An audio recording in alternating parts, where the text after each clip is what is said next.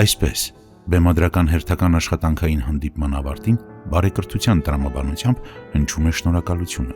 պարզ, անմիջական, մարդկային,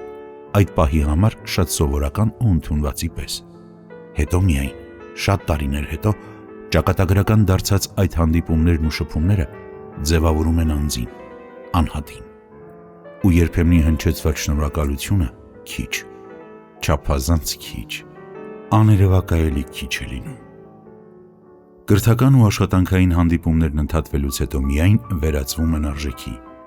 իսկ գրեթե պատահականության սկզբունքով նկարահանվածը դառնում է արխիվային թանկ ու անգնահատելի, նաև անձանց գործունեության քրոնիկոն։ Ինչ է տեղի ունենում հատկապես։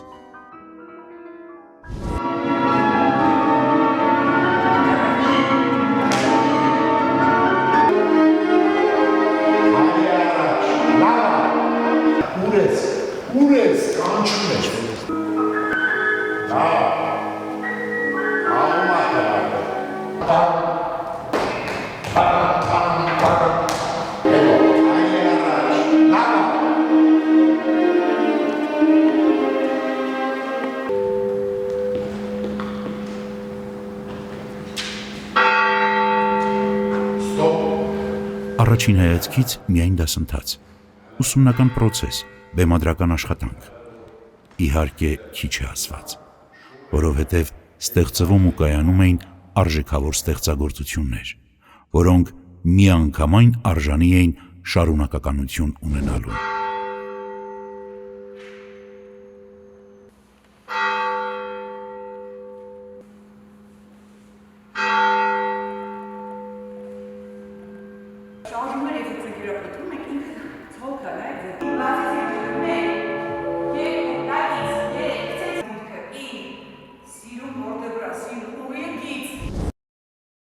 Մեզանում ու աշխարհի մի շարք հեղինակավոր թատրոններում հռչակավոր բալետմայստեր խորեոգրաֆը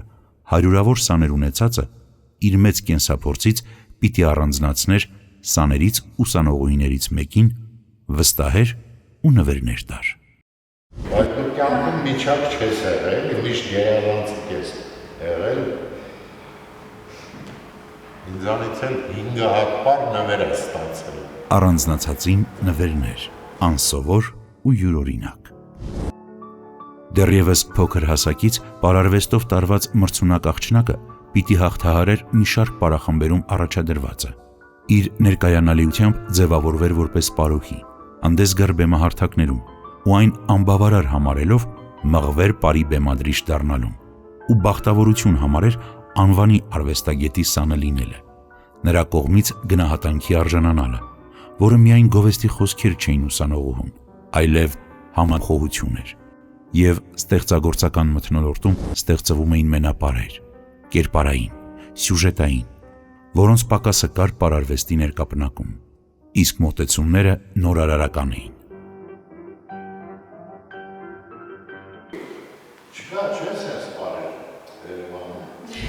Հեղինակ բեմադրիչի համար էլ մենապարերի այս տեսակը ինչ-որ առումով նորույթ էին, քանզի նա սովոր էր ակադեմիականին, մեծակտավ բալետներ բեմադրելու, ուր առկա էր դրամատուրգիա, լիբրետո, որի հիմքով էլ ձևավորվում էր ներկայացման զարգացումը։ Այս դեպքում արվեստագետը ընտրելով երաժշտական ստեղծագործությունը, ձևավորողն ու ստեղծողն էր դառնում կերպարի տեսակի, դրսևորումների, նաև ապրումների ու հոգեվիճակի, նրան մղելով տրամաբանական զարգացմամբ գործողությունների, ասել է, թե երաժշտությունը յուրովի ընթերցել ու մեկնաբանել, տալով գործին հստակ դրամատուրգիա, ապա և ամբողջական խորեոգրաֆիկ պատկեր։ Համարձակ արվեստագետը Վիլեն Գալստյանն էր, որի թիվս իր փառահեղ գործունեության բոլոր դիրքերի միաժամանակ հիանալի մանկավարժ էր, դասախոս ու գործունեություն էր ծավալում նաև թատրոնի և կինոյի պետական ինստիտուտում։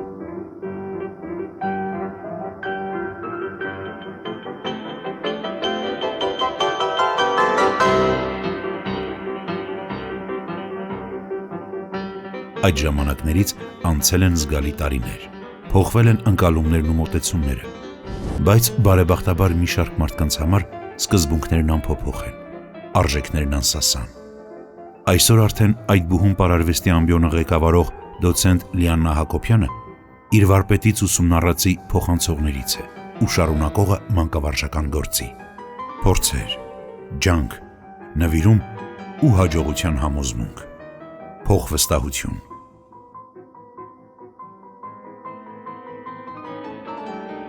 Ես գնամ փոխվեմ զամ, ահրեշ մանչում եմ։ Արա։ Հեսա մի 10-15 րոպե, ամենաշատը։ Գործունակ եստեղ։ Պայմաններն ու հնարավորությունները բնավ բավարար չէին այդ կարգի ու ծավալի գործերի կայացման համար, բայց անշեղելի նվիրվածությունը մենապարի շարք ունենալուն տալիս էր իր արդյունքը, գնահատվում փորձառուների կողմից։ Այս ստեղծագործությունների բեմելները բազմաթիվ ու բազմապիսի ծրագրերին, փառատոներին ներկայացնելը մեծ պատասխանատվություն էր, իսկ հանդիսատեսի ընդունելությունն ու հիացմունքը գովասանքով գնահատանքը կատարողականին նոր լիցք հաջորդող գործի համար։ Պարարվեստում բարձր հեղինակություն վայելող մաեստրոյի անվանը պատասխանատվորեն վերաբերվելու գիտակցությունը մի առանձին լարվածություն էր կատարող պարուհու Լիաննա Հակոբյանի համար։ Թե հանդիսատեսի շարքում նստած էր Վիլան Շվանչը, մրցույթից հետո առաջի կարծիքը նա պետք է ասի, ու եթե Վիլան Շվանչը գոհ է, ուրեմն ամեն ինչ լավ է անցել։ Բայց երբ որ ես բարիցի վերջացրեցի, Վիլան Շվանչը ասաց, Լիաննա ջան, դեմքիս վրա տեղ չի մնացել, բոլորը այնքան են համբուրել, դա ինձ համար ամենամեծ ձեռքբերումն էր։ Դժվարին մեկնարկի հաղթահարման փուլերը նախ սյուժեն ու կերպարի նկարագիրն էին։ Ընդ որում ընտրված անհատի ու անհատականության կերպարները կանացի ճակատագրերի շուրջ էին, ուր կերպարի վաղճան անգամ ուներ վեհի, ազնիվի, բարոյականի քարոզ։ Սայաթովան ուրիշ դրամատուրգ է, Նազենիկը ուրիշ դրամատուրգ է, Հեթանոս աղջիկ, ուրիշ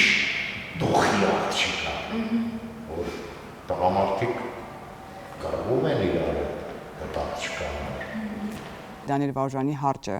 պոեմի հիման վրա բեմադրված Նազենիկ բեմադրությունը, կոմպոզիտոր Խաչատուր Ավետիսյան, բացահայտեցի, թե ինչպես կարելի է նման ռեժիսորական լուծումներով ստանալ պար, հեթանոսական, ստանալ հարճ, հարցկան աղջկա կերպարն է, որը ամենաթանկն է պալատում, գայթակղիչ, նազելի, նազենի, այսպես։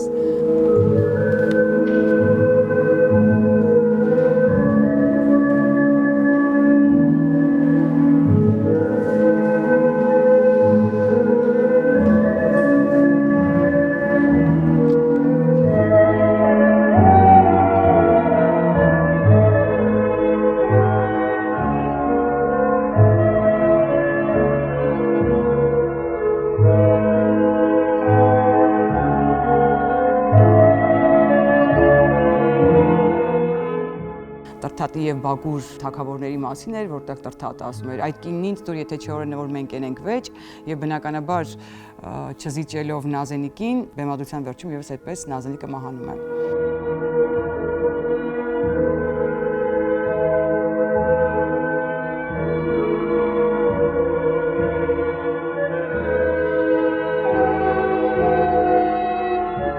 Ասեմ, որ այդ պարը շատ մրցանակներ ինձ բերել, շատ եմ պարել, դա ինձ համար ոնց որ առաջի այցեքարտն էր ես որտեղ որ հանդես էի գալիս։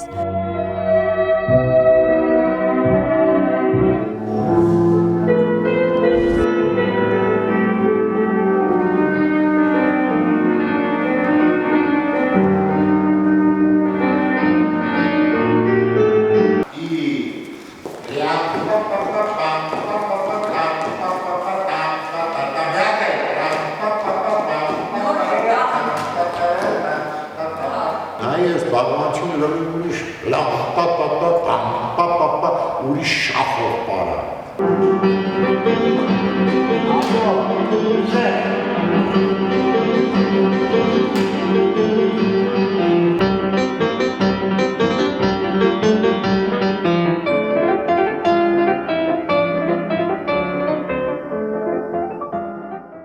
Ես պետք է ընտրեմ որ բաղի տղային եմ ես սիրում, հա, ոնց որ բաղի տղան է ինձ ուզում, Շիվկա շվին նման չի, հարսո աղջիկ շատ եմ տեսել, մեկն իմ յարին նման չի։ Որպես հանձնարարություն դա վերցեցի իմ մտքում։ Մեջը իր աղոթքով, իր ճանապարհով սկիզբը սկսում էր սպասումով, որ իմ ամուսնուն տարել են պատերազմ, ու ես սպասում եմ, երբ է ինքը հետ գալու, եւ գովքն է ամբողջ Կարմիր խնձորը, որովհետեւ դա մեզ համար մեծ ծես է։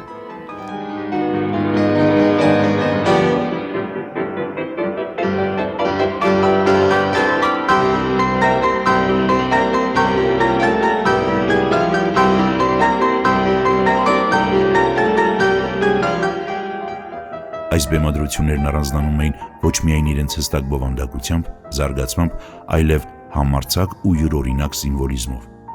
որը միանգամայն ընկալելի էր հանդիսատեսի համար։ Սայաթ Նովա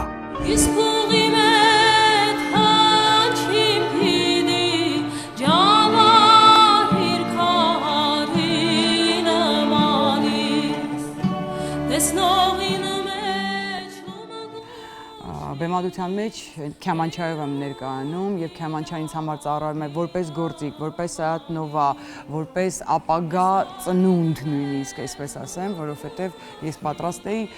փախնել նրա հետ մինչեւ աշխարհի ծայրը։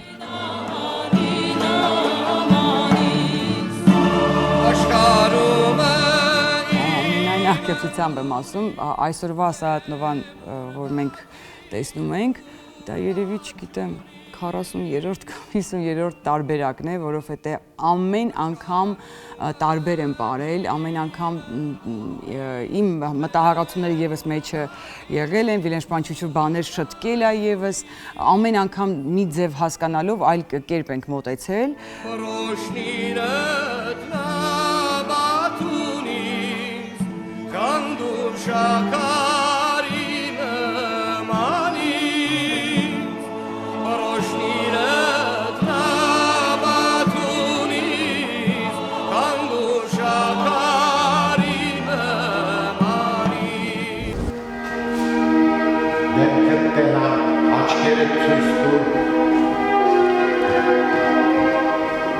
Այս երաժշտության ամեն տակտը պետք է գտնվի պարային, գեղեցիկ, անսովոր, պետք է գտնվի լուծական պրոցեսը այս պարի մեջ։ Միայն ճիշտ բանը երաժշտական, հեսա, լա-տա-տա-տա-տա-տա, լա-տա, միայն ճիշտ նված բանը դա է։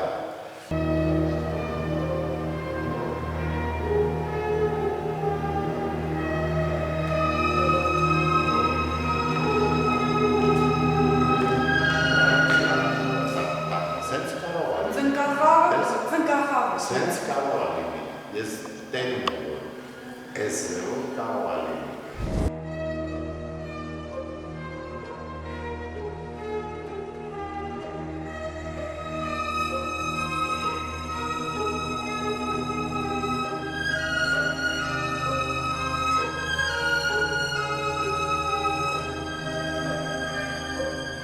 Սոլո պարերը իրոք քիչ են, եւ քիչ են կատարողները եւ բեմադրողները, որովհետեւ սոլո պարեր դե անկեղծ հեշտ չի բեմադրել, որովհետեւ դա շատ մեծ պատասխանատվությամբ է եղել։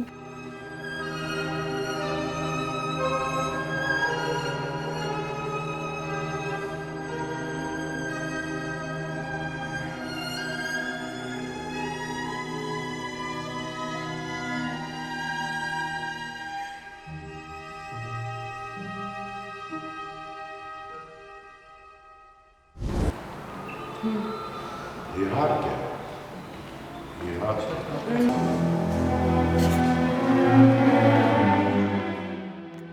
Կուզեմ խոսել ակտամար ստեղծագործության մասին, Հովհաննես Թումանյան, երբ որ մենք իմացանք, որ դա պետք է լինի Արամ Խաչատրյանի Դաշնամուրի կոնցերտը, ինձ համար շատ մեծ սկզբում պանիկա սկսվեց, որովհետև ստեղծագործությունը 9 րոպե 30 վայրկյան էր եւ շատ մեծ է սոլո պարի համար։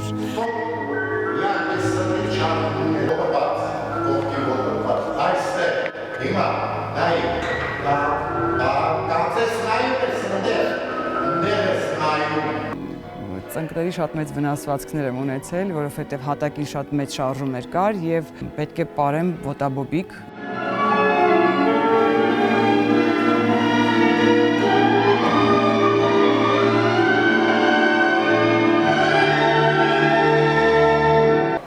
Գաղթագողի ամեն գիշեր ծովն էր մտնում բիտաբար։ Գաղթագողի դու բանի ծալկել ես ուշ գիշերով, գիշերանոցով, ոտաբոբիկ։ Պարը ես բերել եմ ոտերի վրա, ոտաբոբիկ պար։ Դժվար պար։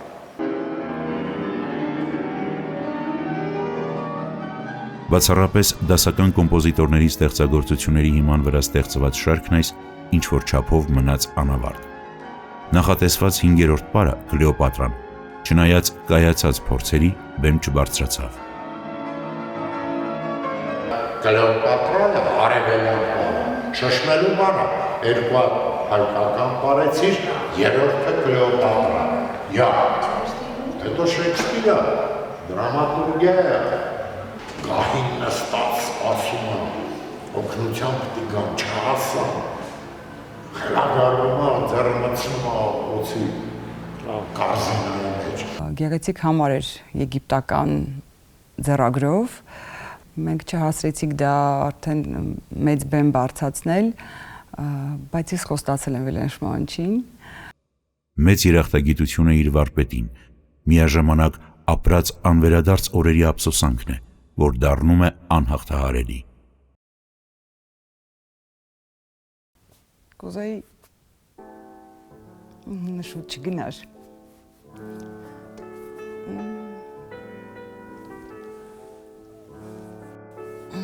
Այդ բացը կա իմ մոտ։ Իր վարպետի կողմից ուսանողական տարիներին բեմադրված մի շարք մենապարերն իրենում կրողն ու երբեմնի միակ կատարողը, իր վարպետի պես առանձնացնելով առանձնացողներին, ձեռնամուխ եղավ ստեղծվածը, սերտվածը փոխանցելու նոր սերնդին, ինչպես թատրոնի ու կինոյի ինստիտուտում, այնպես էլ Երևանի պարարվեստի պետական քոլեջում։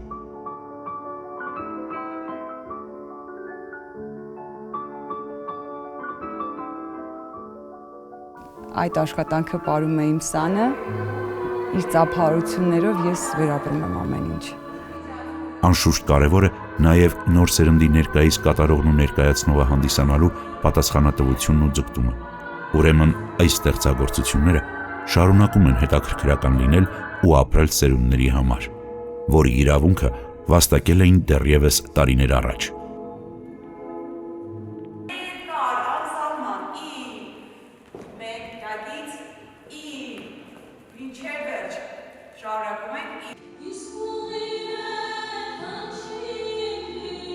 Բեմադրված մենապարերը համակայել են օրվան ու դարձել են դասականի թողած դասական օրինակներ։ Մանկավարժական ու դասախոսական գործունեություն ծավալողը ոչ միայն փոխանցողն է, այլև իր սեփական հմտություններով ու բեմադրություններով առկա մենապարերի շարքի հավելողն է։ Նոր համարներ, նոր թեմաներ ու նորովի խորեոգրաֆիա։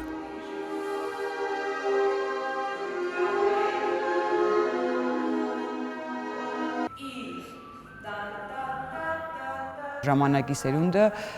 շատ վառ մտածողություն ունի եւ պատկերացումները լրիվ այլ են։ Մենք մի փոքր կարող է նույնիսկ վախենայինք ինչ-որ բաներ վերցնելու կամ ինչ-որ այլ ձև ներկայանալու, բայց այս սերունդը շատ ազատ է։ Համոզմամբ, որ պարարվեստի ասպարեզ մուտք են գործում վաղ տարիքից, ինչպես ինքն էր, հայտնաբերում է պարին սիրահար փոքրիկներին, ուսուցանում որոշ մասնագիտական հմտություններ, ուղղորդում ու շարունակում սովորեցնել, անընդմեջ սովորելով ամենքից, կյանքից, առօրյայից, մեծերից ու փոքրերից։ Ամենաշատը սիրում եմ փոքրերիդ աշխատել։ Դա ամենաբարդն է, բայց աշխարհի ամենահետաքրքիրն է, որովհետև նրանք կարող են անել միշտ ամենաանսպասելին։ Դա ամենագեղեցիկն է ինձ համար։ Երջանկություն է մնալ գործից սիրահարը